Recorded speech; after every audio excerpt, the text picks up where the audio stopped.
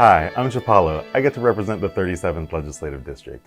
We just hit House of Origin cutoff, so we're going to talk about some of my bills that are still alive and a major caucus priority, rent stabilization, that we passed out of the House. So I'm really excited. 3 of my bills have continued on to the Senate. The first one is 2012. That one makes sure that affordable housing providers in Seattle and King County can get access to the same tax benefits that other affordable housing providers have. This is really critical because we have a shortage of housing, particularly in affordable housing, and we want to make sure to incentivize more and more creation of it. 2348 is another bill that's moving on to the Senate.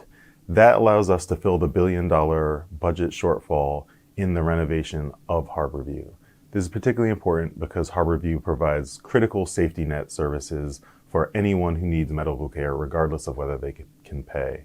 This is a great asset for not only the city and the county, but our region, as over 40% of people treated at Harborview come from outside of King County, and it's the only Trauma 1 facility in the region, so people get flown in from as far away from Alaska and Montana.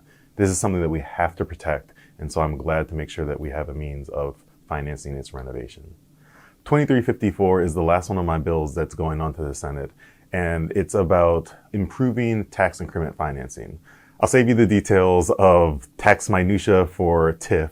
However, the main point here is that first responders like fire districts, public hospital districts, and EMS districts, their revenue streams aren't impacted when a tax increment financing district is established, so that they still have the resources to provide services to a growing population, and they're not asked to do more with the same amount of money. Rent stabilization is one of the ways we can try and provide housing stability to our renters. Rents have been skyrocketing and people's incomes haven't been keeping up.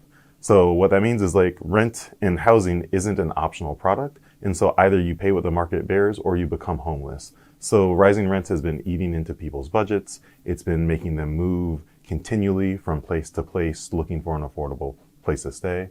And if they can't find it, then they end up on the street. And we've seen the homelessness issue skyrocket as well. And we all know that's not what we want for our community.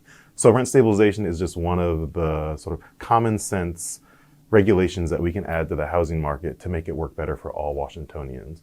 And I say that from experience running 10 rental units. I know that you can run a stable rental business while having rent stabilization as well, and making sure that some bad actors in the landlord community don't take advantage of people who are renting.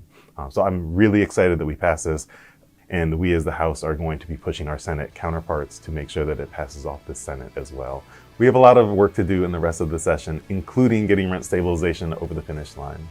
If you have questions or concerns, feel free to reach out to my office.